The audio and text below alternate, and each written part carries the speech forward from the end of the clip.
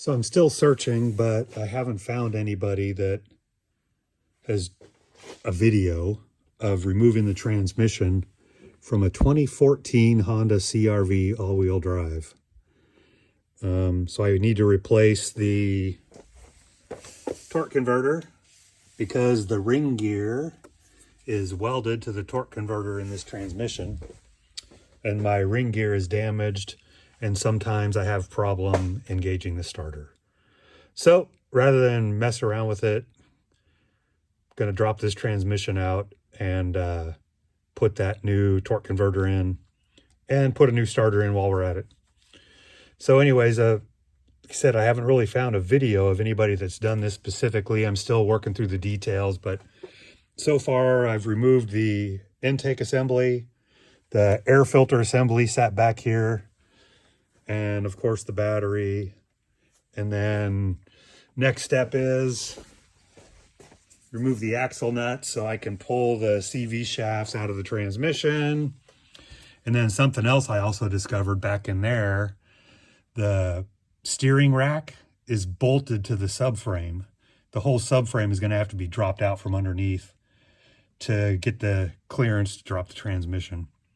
And once I get the subframe out, then we'll support the engine with a stand I have, and then work on all the other connections to the transmission that need to come out so we can drop that down. I'll just make these little short videos as I go, and then when it's all said and done, I'll put it all together and get it uploaded, and hopefully it'll help somebody someday, somewhere. All right, until next time. So here we are on that 2014 Honda CRV. The subframe is loose from everything, and I have it sitting on this transmission jack and just this support stand, and I'm getting ready to lower it down. The only problem I had here was the steering rack is bolted to the subframe. And if you look at the Honda manual, they want you to leave it attached to the subframe and disconnect everything and drop it. Electric power steering. Well, there were just more connections that I wanted to deal with going up to that motor for the power steering. So I unbolted the rack. There were 2 bolts here and then a little bracket here with 2 more smaller bolts. So on each side there were 4 bolts. I took those all out and left the tie rods or the steering rods connected. So hopefully the steering rack will just hang in the air, connected to the steering wheel up through the firewall when I drop this subframe. Everything else, I did pull out the driver side constant velocity CV joints, CV axles. I left the driver's side in because I started looking around and said, well, it can just sit there until I get this subframe down. Give me some more room to work. So anyways, disconnected the transmission shaft, and I'm getting ready to drop this subframe down, and then we'll proceed. All right, so here is the 2014 Honda CRV. The front subframe assembly is removed. And like I said before, I decided I was just gonna let the rack and pinion hang. So I don't think it was a bad decision, but over here on the passenger side, the sway bar was connected. The sway bar rubber mounts were connected to the subframe. So when the subframe started coming down, it was pulling this with it. And on this side, it runs over the top of the rack mount. So I stopped, jacked it back up a little bit, removed the mounts and the brackets for the sway bar, and then lowered the subframe down the rest of the way. And here we are, ready to get some more interference out of the way and work on dropping this transmission down. So I've briefly touched on why I was replacing the torque converter with the ring gear welded to it in my 2014 Honda CRV. And so here on the ring gear that's in. Let's see. You could see some damaged areas. And there's like 2 areas like that on the ring gear. And I've had this intermittent starting problem since I bought it. So I got the starter out. I have replaced the starter once thinking, oh, I got a bad starter. But so here's the replacement starter. And I mean, you would think this would wear out before the ring gear would, but this all looks pretty good. And I was still intermittently getting the issue where the starter wouldn't engage. So that's why we're going after dropping this transmission out, to put that new torque converter in, new ring gear. And I'm going to put a brand new factory starter in there while we're at it. So I got some more interferences removed, took out the passenger side CV joint, disconnected the drive shaft, just tie wrapped it up and out of the way a little bit. I talked a little before how the steering rack had come down a little more than I was comfortable with. So I just put some tie wraps on here, hold it up out of the way. And we're getting pretty darn close to being able to drop the transmission. A few more connectors up here I got to get out of the way. This one hose. And then I need to support the engine. Support the engine somehow. I'm not sure. I got one of those cross engine bay engine support bars. Not real good fit on this vehicle. So I might put that up on the top, put another engine support underneath here, and then disconnect this transmission mount on this side. And then the only thing holding the engine up will be the other engine mount on the passenger side of the engine, and then whatever supports I do. So I'm a little nervous about that part, but we're getting pretty close to being able to drop the transmission out and get this torque converter swapped out. More to follow. So I think we're getting close to the moment of truth here. There's 3 transmission mounting bolts still in. 1 here, 2 on the other side, but they're loose. And then the upper transmission mount on the driver's side, I got to take those 3 out, but they're loose. So got the transmission jack under the tranny. I just shored up this side of the engine with this little stand here. Fingers crossed, everything works out. I'll be back. All right, so here we are. Big open spot where that transmission was. Pretty uneventful. Like I said, everything was already loosened up. Got it on the jack, lowered it, rolled it out. I already took the torque converter and the ring gear. And new ones ready to go in. Picked up a couple new CV axles, just because. Probably go ahead and put new seals in this, just because. Got this thing sitting on the transmission jack, and I do not plan on doing this job again. So it's all good. I'm gonna slowly work on reassembly, and I'll make these little videos, and then, like I said, put it all together when I'm done and let you know how it goes. So it may seem like I skipped a few steps here, but so when I left last, the transmission was on the jack. I had the old torque converter ring gear out. So I put the new one in, put new seals in where the CV axles go in. And then basically I just lifted the back up on the jack, got it lined up, got a couple of the bolts started, got it kind of monkeyed around with the pry bar a little bit.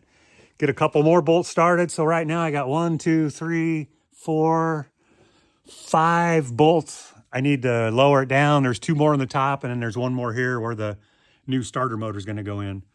But anyways, so the new torque converter's in there. It'll get all lined up with the flex plate, and we're just going to keep getting on. Right now I'm going to hook up interference, all these electrical connectors, and there's a couple fluid hoses up on top that need to get hooked up. So we'll get that done, and then we'll pick up where we left off. See you soon.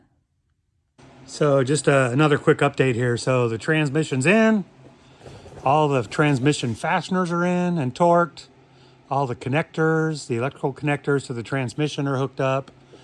I put the subframe assembly, the front subframe on the transmission jack and this little support stand here. And I'm slowly raising it up. I'll line everything up, just get all the nuts on that started. And then we'll take a look at where the steering rack is going to land and make sure I got enough room to get everything lined up and then raised all the way up and tightened up and torqued. I'll be back. All right, here we are under the 2014 Honda CRV, all-wheel drive. Transmission's in. The subframe assembly is in. I reattached all of the fasteners for the steering rack. The passenger side CV axle, the new one is in. There were the old ones. And unfortunately, when I ordered new ones, they sent me the wrong one for the driver's side. So the correct one is supposed to be here tomorrow. And then I'll get that in and finish hooking up.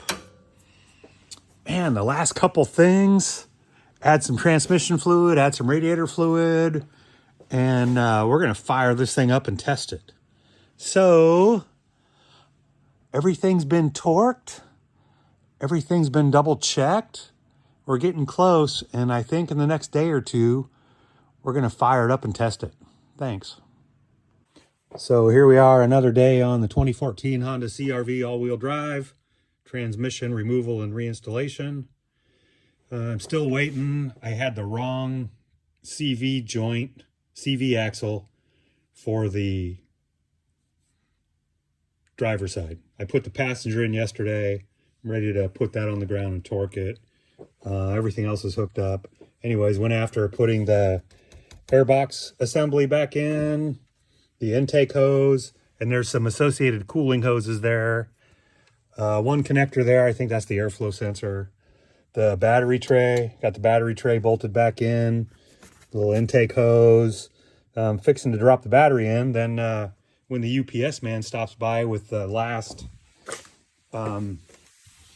CV axle, we can slap that in, torque everything down here. I still need to torque down, connect the sway bar links and torque down the sway bar connection there on both sides. Other than that, everything else is done. Drive shaft's hooked up.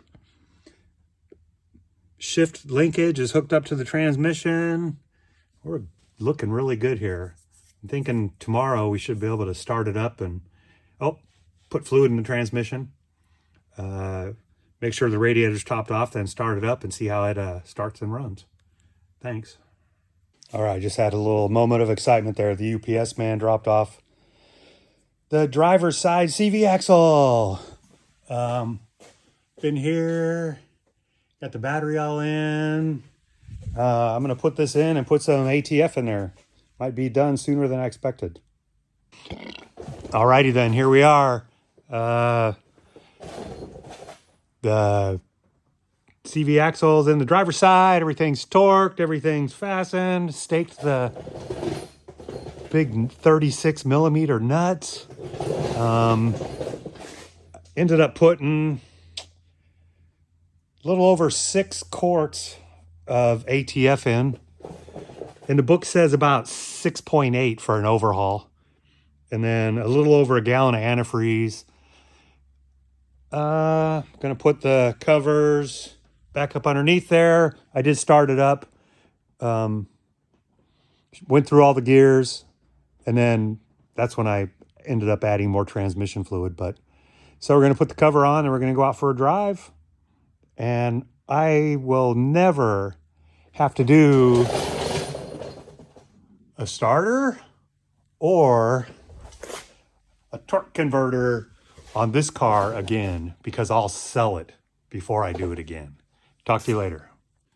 So to wrap up, went out for a test drive. Car starts great, runs great. And again, this was all damaged ring gear on the old torque converter. Had a couple bad spots on it. And then when the starter hit one of those, this is my wife's daily driver, it just would not start. So then you got to monkey around, move the car, put it in neutral. So anyways, and to top it off, I put a brand new factory Honda starter in, put a new torque converter with a ring gear in, put new seals in where the CV axles go, coming out of the transmission.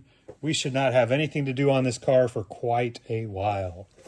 Like I said, I don't do a lot of videos, and I didn't really want to have a camera and record the whole time that I was doing the work. So that's why I just did these little snippets. If you have any questions, feel free to ask. And I hope this helps somebody. Thank you.